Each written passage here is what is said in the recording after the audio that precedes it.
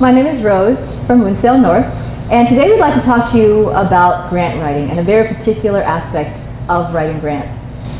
I'll tell you why our team loves to work on grants. We love it because we see it as a necessary tool to help connect organizations to resources. And I absolutely agree that it's not a great format for creativity, but really if you look at the process of trying to tell a story through the grant, I think you'll see that you can be a little bit more creative than you might originally think. And what we're going to do today is make sure that you're being creative in a way that's still adhering to best practices for grant writing to ensure that grant makers want to fund your grant.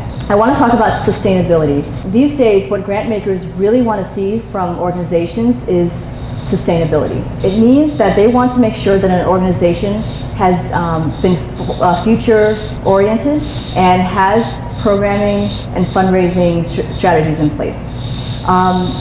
Grant makers also want to make sure that the sustainability is there so that there's a diversity of fundings, which means that if one or two big grants go away, that organization won't be on the brink of not existing anymore. Let's dive into some of the best practices for how to answer the question of sustainability. The exact way the question is worded may be a little different, but basically the grant maker wants to know if an organization has sustainability in place. You'll want to make sure that you have diversity of funding sources that's appropriate for your business model. So make sure that you speak to your healthy mix of grants, individuals, donors, special events, and earned income.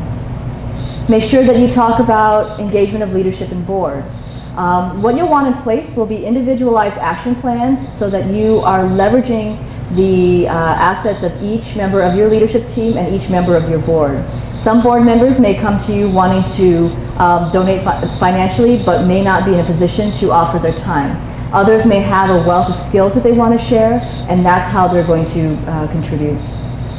Others may have a lot of great connections that the organization can use in order to be connected to resources, so we highly recommend leveraging those. It's really great to be able to show 100% commitment, so if you can show that each member of your board and your leadership team has donated to the organization, that is a really strong statement to share with the rest of the world about the commitment of those who believe in the organization.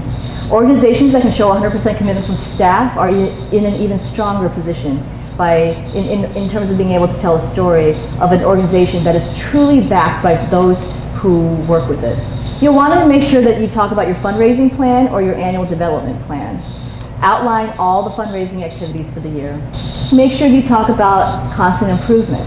So you'll want to be specific here, and you'll want to use words like growing, expanding, doubling, and enhancing.